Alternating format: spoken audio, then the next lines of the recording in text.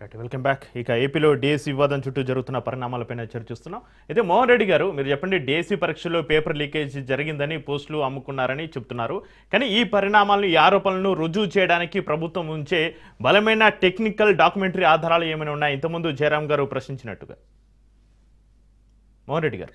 చక్రి గారు, మీకు చక్రి గారు వినిపిస్తుంది కదా? వినిపిస్తుందని మోహన్ రెడ్డి గారు, ప్లీజ్ కంటిన్యూ. చక్ర, మీకు జయరాములు గారికి, భాస్కర్ అన్న గారికి, అదేవిధంగా చూస్తున్న వీక్షకులకు అందరికీ పేరు పేరున హృదయపూర్వకంగా నమస్కారం అండి. నమస్కారం అండి. ఇప్పుడు మన కళ్ళ ముందర కనిపిస్తుంది కదా, లీక్ జరిగిందా లేదా, అంటే అవినీతి జరిగిందా, అక్రమాలు జరిగినాయా లేదా అనే దానికి దీన్ని బట్టి తెలుస్తుంది కదా. అక్కడ వీళ్ళు ఈ స్పోర్ట్స్ కోటాలు సంబంధం లేని దానికి జీవో ఇచ్చి, జీవో నెంబర్ 4, జీవో నెంబర్ 47 అని ఇచ్చి, తర్వాత ఇవి అయిపోతే మళ్ళీ దాన్ని క్లోజ్ చేసేసినారు. క్లోజ్ చేయడంతో పాటు ఈ దీనికి సంబంధించినటువంటి క్రీడలకు సంబంధించి, ఆ స్పోర్ట్స్ కి సంబంధించి అధ్యక్షులుగా ఉన్నటువంటి వాళ్ళు, ఒక ఆయన ఎమ్మెల్యే కోన రవికుమార్ అయితే, ఇంకొక ఆయన లోకేష్ గారి తోడల్లుడు భరత్ గారు, వాళ్ళలో సాఫ్ట్వేర్ 38 ఎంతో ఇచ్చినారు. జూడోబాల్ అది 39 పోస్టులు ఇచ్చినారు. వాళ్ళు ఇచ్చిన సర్టిఫికేట్లలో అక్కడ జాతీయ స్థాయిలో పథకాలు తెచ్చుకున్నటువంటి వ్యక్తులను పక్కన పెట్టేసి, వీళ్ళకి కావాల్సినటువంటి వ్యక్తులకు వీళ్ళు సంతకాలు పెట్టి ఇచ్చేసి, వీళ్ళకు ఇంగ్లీషు మ్యాథ్స్ టీచర్లుగా నియమిస్తే వీళ్ళు చదువు చెప్పేది ఏంది, అక్కడ అవినీతి జరగలేదనేది ఏంది, జాతీయ స్థాయిలో ఉన్నటువంటి వ్యక్తులను పక్కన పెట్టడం ఏంది, వీళ్ళకి సంబంధించినటువంటి ఒక వీడియో లీక్ అయింది. మీకు తెచ్చిన లేదు, 25 నుండి 30 లక్షలు ఇచ్చే పోస్టులు మేము ఇప్పిస్తామని చెప్పి ఒక ఉన్నత స్థాయి అధికారి ఇచ్చినట్టు దాంట్లో రావడం కూడా జరిగింది. దాంట్లో మన కళ్ళ ముందర కనిపిస్తుంది కదా, వీళ్ళు స్టార్టింగ్ లోనే మెగా డిఎస్సి అని చెప్పి రాష్ట్రంలో 50,000 పోస్టు డిఎస్సి పోస్టులు ఉంటే వీళ్ళు రిలీజ్ చేసేటప్పుడు, వీళ్ళు చెప్పినప్పటికీ దాదాపు 20-30 వేలన్నా రిలీజ్ చేస్తారని జనం అంతా అనుకున్నారు, నిరుద్యోగులు అందరూ అనుకున్నారు. కానీ వీళ్ళు ఇచ్చినది కేవలం 10,000. అంటే గతంలో జగన్మోహన్ రెడ్డి గారు 6,000 నోటిఫికేషన్ ఇచ్చినారు. అప్పుడు ఎలక్షన్ ముందు 6,000 పోస్టుకు నోటిఫికేషన్ ఇచ్చే వీళ్ళు కలిసి 10,000 ఇచ్చినారు. మొత్తం కలిపితే 16,000 పోస్టులు వీళ్ళు నోటిఫికేషన్ ఇచ్చినారు. ఆ 16,000 పోస్టులలో ప్రతి సంవత్సరం ఇస్తామని చెప్పి, జనవరి 1కి ఇస్తామని చెప్పి లోకేష్ గారు యువగలంలో చెప్పినటువంటి ఆయన, ఎలక్షన్ వచ్చిన తర్వాత ఇప్పుడు 2 ఏళ్ళు పూర్తవుతుంది, దాని 16,000 పోస్టు ఫిల్అప్ చేసి, ఆ 16,000 పోస్టులలో దాదాపు 470 పోస్టులతో స్పోర్ట్స్ కోటా తీసుకొని, మామూలుగా 1-2 పర్సెంటేజ్ ఉంటుంది స్పోర్ట్స్, మీరు 4% స్పోర్ట్స్ కోటా తీసుకొని, ఆ స్పోర్ట్స్ కోటాలోనే వీళ్ళకి ఇష్టం వచ్చినట్టు వీళ్ళకి కావాల్సినటువంటి వ్యక్తులు వీళ్ళు సర్టిఫికేట్లు ఇచ్చి వీళ్ళు పోస్ట్ ఫిల్అప్ చేసినారంటే, ఇంకా దీన్ని బట్టి మనం చూస్తే అర్థం కాదు. దీంట్లో సాక్ష్యాలు ఏముంది, సంబంధాలు ఏముంది, కళ్ళకు కనిపిస్తున్నాయి కదా. వీళ్ళలో ఒక అవుట్ సోర్సింగ్ ఉద్యోగి ఈ డిఎస్సి ఎగ్జామ్ రాసినటువంటి పేపర్లు అప్లోడ్ చేయమని ఇస్తే అతను ఏ విధంగా చేసింటాడో ఒకసారి మనం అర్థం చేసుకోవాల్సిన అవసరం ఉంది. అదే విధంగా ఇంకొక అవుట్ సోర్సింగ్ ఉద్యోగి ఎగ్జామ్ రాస్తే, కృష్ణా జిల్లాకు సంబంధించిన అవుట్ సోర్సింగ్ ఉద్యోగి ఎగ్జామ్ రాస్తే అతను ఫస్ట్ ర్యాంక్ వచ్చింది. ఫస్ట్ ర్యాంక్ వచ్చిన తర్వాత ఫస్ట్ లిస్ట్ లో అతని పేరు పెట్టారు, సెకండ్ లిస్ట్ వచ్చేటప్పటికి అతని పేరు లేదు. ఏమంటే ఐడీని, అతను కోర్టుకు వెళ్తే అతని ఐడీని తొలగించేసినారు. ఎందుకంటే అతను ఇది బయటపడుతుంది వీళ్ళు భాగవతం అని. కాబట్టి వీళ్ళు ఇష్టం వచ్చినట్టు వీళ్ళు నడుచుకున్నారు కాబట్టి ఈ విధమైనటువంటి అక్రమాలు, అన్యాయాలు జరిగినాయి. కాబట్టి చంద్రబాబు నాయుడు గారు ముఖ్యమంత్రిగా 1995లో బాధ్యతలు తీసుకున్నప్పటి నుండి 95లో 10th క్లాస్ పేపర్ లీక్, 96లో ఎంసెట్ ఇంజనీరింగ్ లీక్, 97లో ఇంటర్ లీక్, 2017లో 10th సైన్స్ పేపర్ లీక్, 2019లో 10th పేపర్ లీక్, 2025లో బీఈడి పేపర్ లీక్, 2025లో డిఎస్సి పేపర్, అదే డిఎస్సి అక్రమాలు. ఇది వీళ్ళ జీవితంలో ఎప్పుడు చూసినా లీకులతో జరిగింది. కాబట్టి మీరు లీకులు జరిగినప్పుడు, లీకులు జరగలేదన్నప్పుడు మీరు నిజంగానే సిబిఐ ఎంక్వైరీ చేసి క్లీన్ చిట్ తెచ్చుకోవచ్చు కదా. ఇప్పుడు కేంద్రంలో అది ధర్మేంద్ర ప్రసాద్కి ఎంత సంబంధం ఉందో లేదో, ఆ కింద ఎవరు చేసినారో ఏమో తెలియదు, కానీ అక్కడ వాళ్ళు ఒత్తిడి చేసినప్పుడు వాళ్ళు కూడా తొందరగా స్పందించుంటే బాగుండేది. అప్పుడు స్పందించలేదు.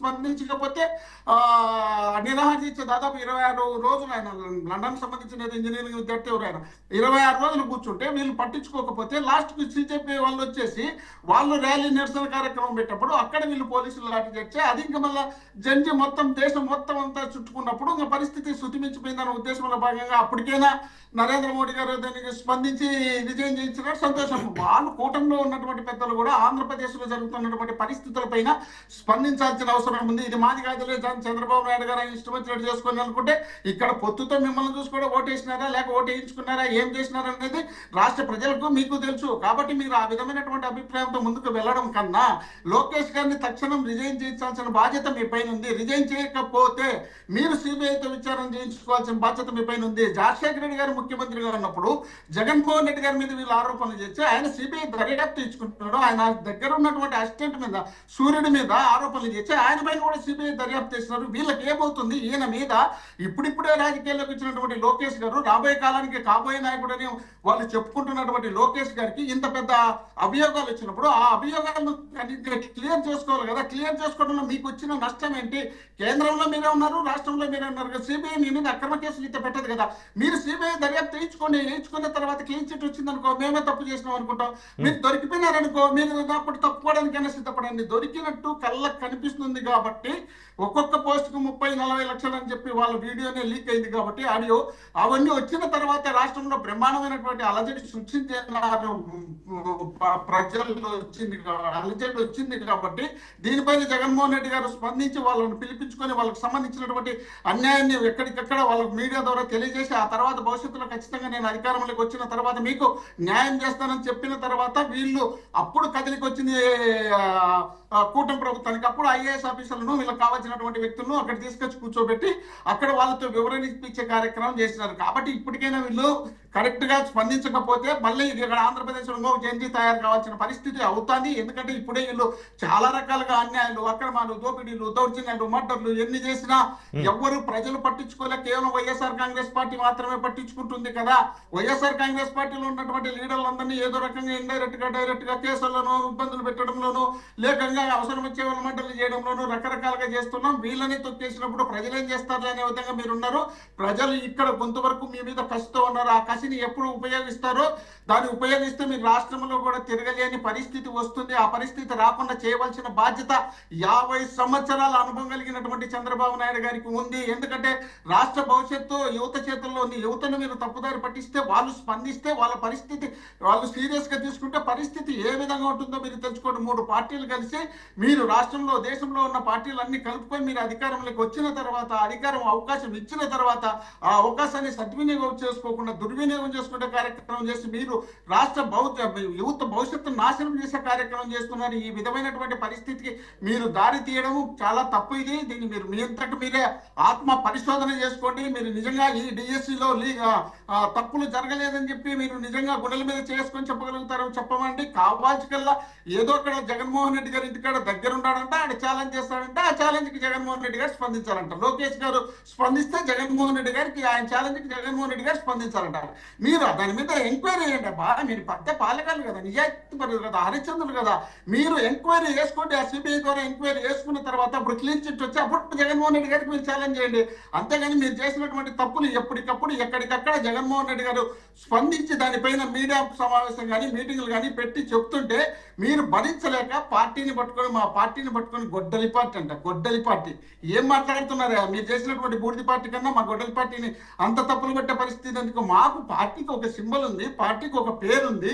ఆ పార్టీని ఇచ్చిపెట్టి 50 సంవత్సరాల అనుభవం కలిగినటువంటి రాజకీయ నాయకుడు, రాష్ట్రంలో పార్టీని గుంజుకొని తీసుకున్నటువంటి రాజకీయ నాయకుడు, ఆయన పట్టుకొని గొడ్డలి పార్టీని దాన్ని అదే పనిగా ప్రచారం చేయడంతో పాటు గొడ్డలి పార్టీ వ్యక్తులతో ఎవరైనా తెలుగుదేశం పార్టీ వ్యక్తులు కలిసి వేదికలు పంచుకోవద్దంటే ఎవరైనా ఎక్కడన్నా మనం చూసిన భారతదేశంలో ఇంతవరకు ఏ రాష్ట్రంలో ఏ నాయకుడు కూడా వైఎస్ఆర్ కాంగ్రెస్ పార్టీ నాయకులకు డైరెక్ట్ సాయం చేయకండి, వైఎస్ఆర్ కాంగ్రెస్ పార్టీ నాయకులను పక్కలో కూర్చొని వాళ్ళతో వేదికలు పంచుకోకండి అని చెప్పినటువంటి బ్రహ్మాండమైనటువంటి హితబోధం చేసినటువంటి నాయకుడు ఆంధ్రప్రదేశ్ లో ఒక్క చంద్రబాబు నాయుడు గారే. చంద్రబాబు నాయుడు గారు లాంటి నాయకులు ఈ విధంగా తయారైతే గ్రామాల్లో ఏ విధమైనటువంటి కక్షలు కార్పుణ్యాలు తయారైతాయన్న విషయాన్ని కూడా గుర్తు పెట్టుకోకుండా 40% ఓటు బ్యాంక్ ఉన్నటువంటి వైఎస్ఆర్ కాంగ్రెస్ పార్టీ ప్రజలకు, వాళ్ళ సానుభూతి పరులకు డైరెక్ట్ సాయం చేయొద్దనే విధంగా మీరు చేసే కార్యక్రమం ఎంత దిగజారి రాజకీయాలు చేస్తున్నారో దీన్ని గుర్తు పెట్టుకొని దయచేసి ఇప్పటికైనా మీలో మార్పు తెచ్చుకోవాల్సిన బాధ్యత